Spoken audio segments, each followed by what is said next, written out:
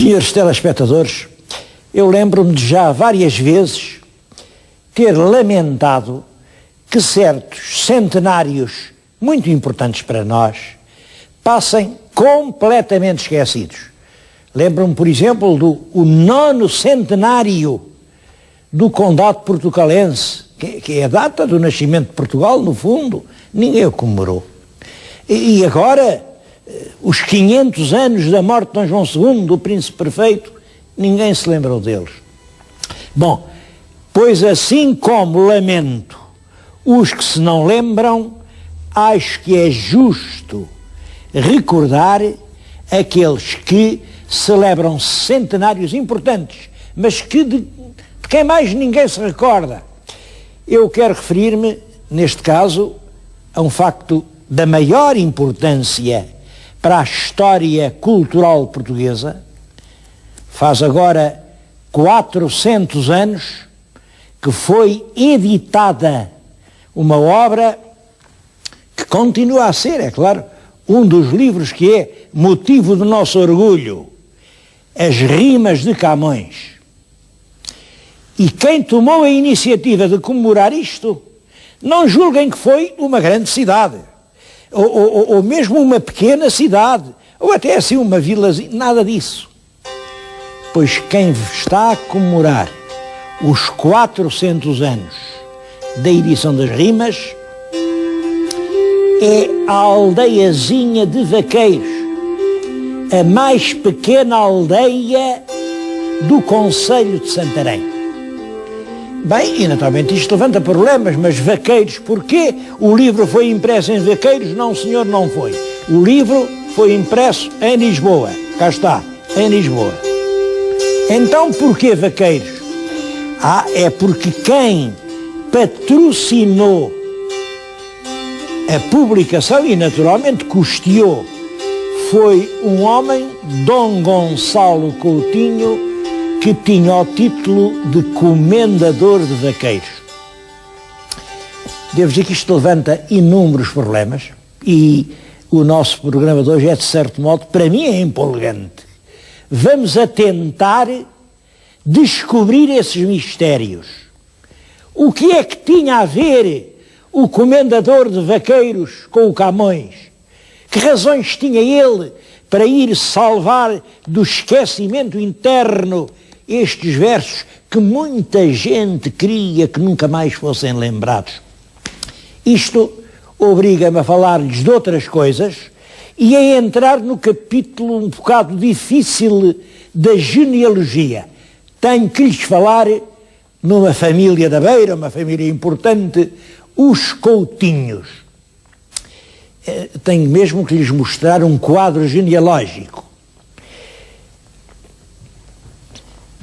Tenho aqui representado o nome de um fidalgo do tempo do mestre Davis, Gonçalo Vasques Coutinho. Ele chamava-se Coutinho. Isto era gente antiga, gente que vinha do tempo do conde Dom Henrique. Tinha-lhes dado um coto. Coto era um território com privilégios. Bom, mas havia cotos muito grandes e havia cotos muito pequeninos. E este coto que ele tinha, o coto de Liumil, era um coto tão pequenino que até diziam que era um cotinho. Bom, esta explicação eu não acredito nela, mas é o que diziam mesmo na altura. Cotinho porque tinha um coto pequenino.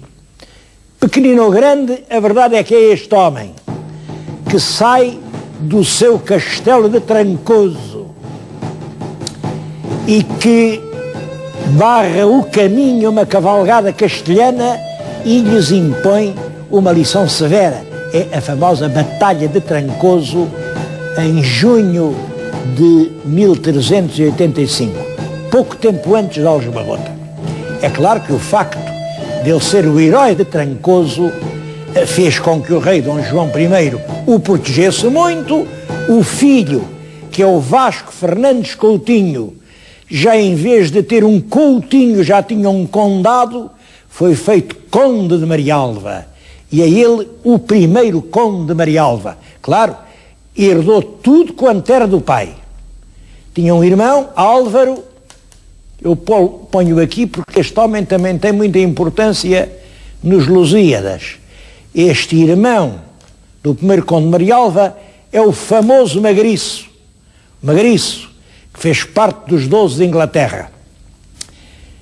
Este primeiro conde de Marialva tem um filho, Gonçalo, que é o segundo conde.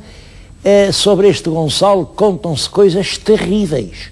Se a verdade fosse como dissessem, este homem tinha sido um malvado, um celerado tenebroso.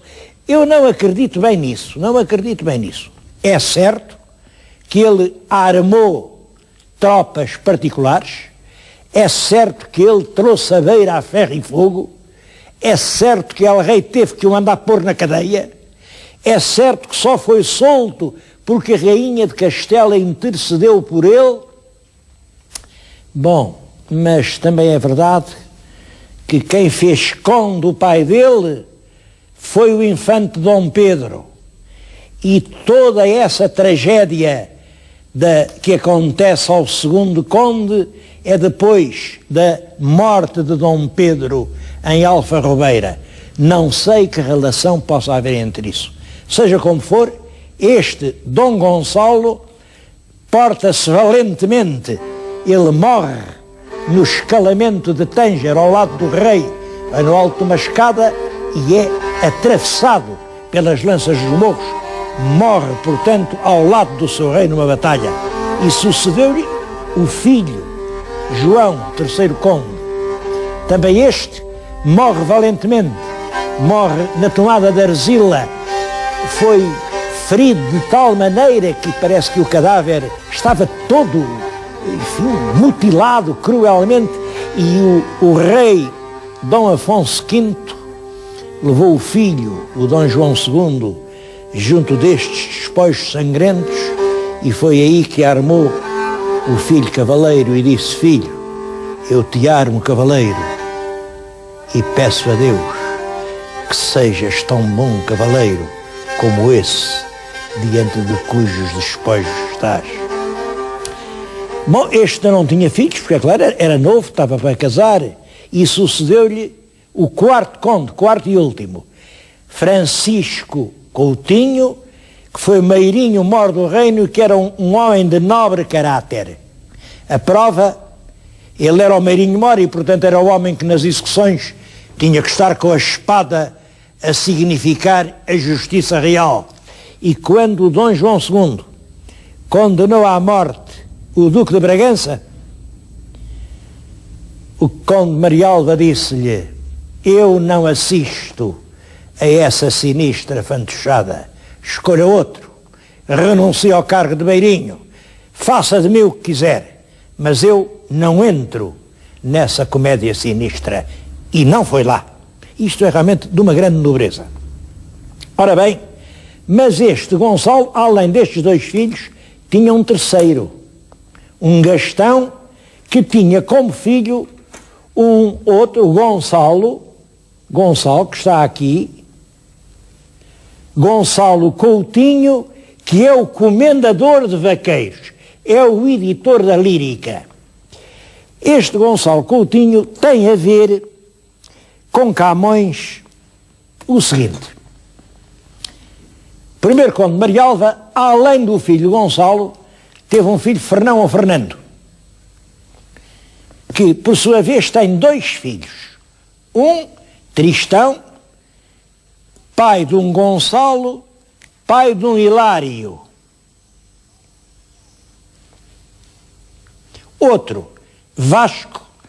Este Vasco aceitou ser um dos juízes do Duque de Bragança e prestar-se, portanto, a esse opróbio, como paga foi feito conde de Borba. O filho foi conde de Redondo porque, enfim, Dom Manuel retirou Borba a Dom Vasco Coutinho, e o neto é o Dom Francisco Coutinho, segundo conde de Redondo e o protetor de Camões. Este homem é quem protege Camões e quem o nomeou para o seu cargo no Oriente, na China, nas partes da China.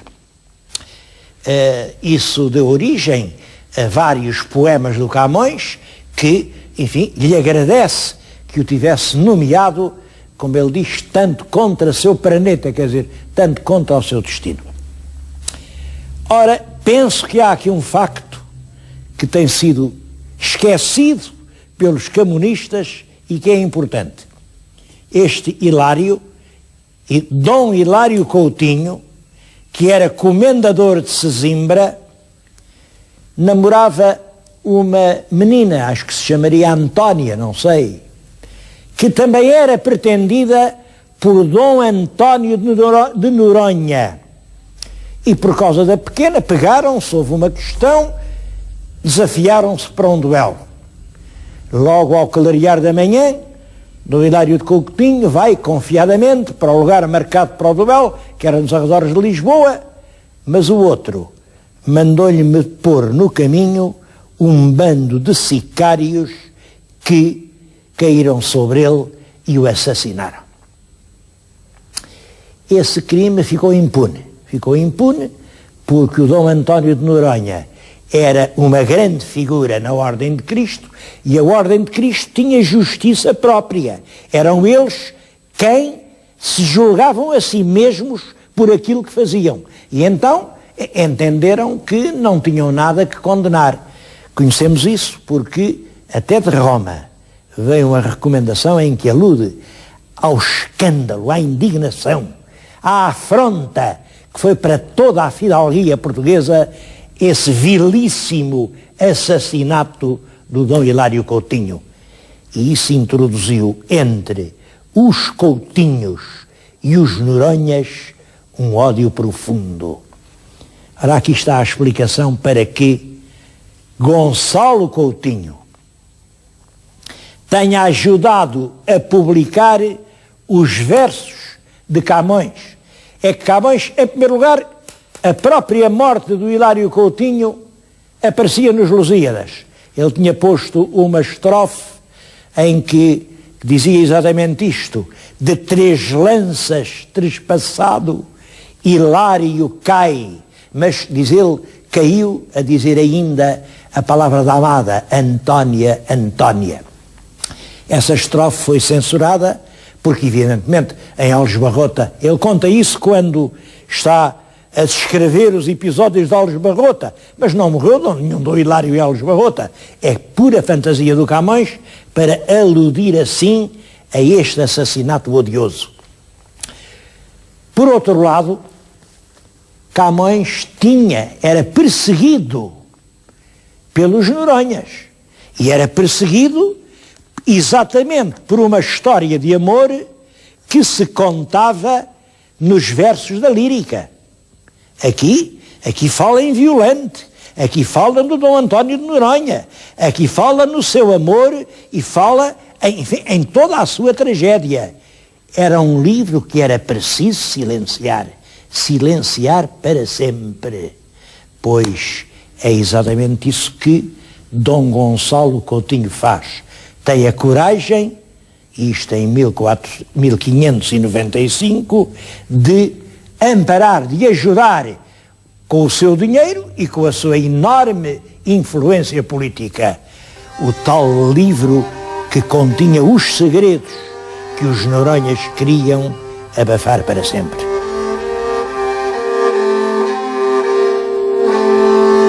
É também esta situação o que explica que Luís de Camões tenha consagrado a este Álvaro Gonçalves Coutinho, o Magriço, uma parte tão considerável de um canto dos Lusíadas. Este Magriço foi um dos muitos cavaleiros portugueses que, a seguir à grande crise nacional de 83 e 85, foi lá para fora e, ao serviço do Duque da Borgonha, João Sem Medo, andou metido naquelas cavalarias. Ele próprio, Magriço, foi um homem notável, foi camareiro do João Sem Medo, e há um documento em que o Duque João Sem Medo diz que reforça os privilégios dos marinheiros e mercadores portugueses na Flandres, em atenção aos grandes serviços que o cavaleiro Álvaro Gonçalves Coutinho lhe prestou na sua luta contra os armanhaques. Como sabem, o João Sem Medo acabou com os seus cavaleiros por matar o chefe dos armanhaques, o Duque de Orleans. Isso é um episódio dramático da história de França. Pois é depois dessa morte que o João Sem Medo agradece ao nosso Magriço a ajuda que lhe prestou exatamente, naturalmente, a matar o Duque de Orleans. Os camonistas estranham, mas como é que é assim um episódio de cavalaria isolado? É certo que ele era um grande cavaleiro, mas porquê é que o Camões lhe dá um relevo deste tamanho? Agora compreende-se perfeitamente. É que o Álvaro Gonçalves Magriço era ascendente do Dom Francisco Coutinho, que foi a única pessoa que na Índia protegeu Camões. Não há dúvida absolutamente nenhuma de que quem mandou Camões para Macau foi Dom Francisco Coutinho, que foi o vice-rei da Índia entre 1561 e 1564. Ora, como a nomeação aconteceu necessariamente nesses 3 anos, o nomeador só pode ter sido Dom Francisco Coutinho. De resto, Camões só faz versos a agradecer uma nomeação ao Dom Francisco Coutinho. Ninguém mais o nomeou para nada. Mas há 3 poemas de Camões, Conde cujo ilustre peito, ou servir de ocupar-me, todos esses versos são agradecimentos ao Dom Francisco Coutinho, exatamente pela nomeação para Macau. Isto é curioso por uma razão. É que, se assim é, Camões é o primeiro funcionário português a ser nomeado para Macau, que então era apenas uma localidade que começava a nascer.